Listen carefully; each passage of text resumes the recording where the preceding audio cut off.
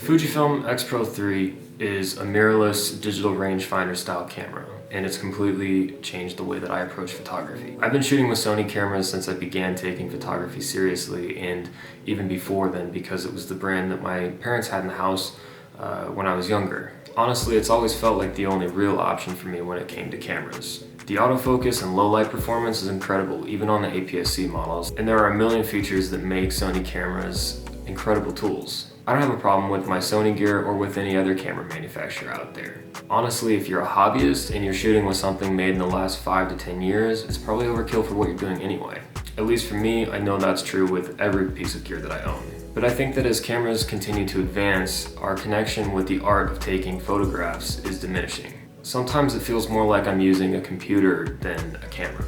If we're talking about just specs, resolution, things like that, Fujifilm's APS-C lineup is actually inferior to the latest full-frame Sony or Canon body out there. And you could argue that somebody might get more value out of a camera like that than something by Fujifilm. But the fact of the matter is that Fujifilm's cameras are more than enough for most people. If you've ever shot with a Fujifilm camera, you'll know that its true strength is not the dynamic range of the sensor or the autofocus speed or the eye autofocus reliability, but how it feels in your hand and how it feels to take a photo. Now bear with me because I'm not trying to sell you anything. I'm sure that Fujifilm's marketing team loves videos like this, but my goal is not to get you to buy a camera.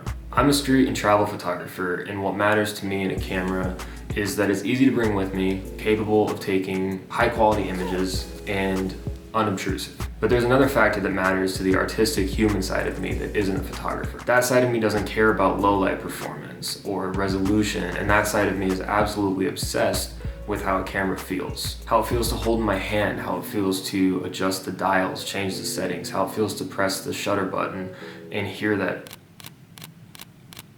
My Sony camera, in all fairness, gets more shots in focus. It shoots cleaner images, it performs better in almost every respect, but it doesn't seem to have that almost magnetic quality that my X-Pro 3 has, where it's always drawing me to it, always making me want to pick it up, even if it's just to take a photo of a plant or my keyboard. Every piece of the camera feels like it was meticulously engineered to feel good in the hand, to connect the photographer with the art of taking photos. And in that pursuit, at least, Fujifilm has been successful. From their incredible film simulations, which are invaluable to me as a street photographer. I mean, seeing the world in classic chrome or Astia or black and white is so inspiring sometimes, and it allows me to see things that I wouldn't have seen in just a standard color profile. The manual controls, the optical viewfinder, the way that the screen on the back is hidden, it all adds up to a camera that just feels good to use. I love my Sony gear. I know that Canon and Nikon make incredible cameras. I'm not trying to tell you that you should sell everything you own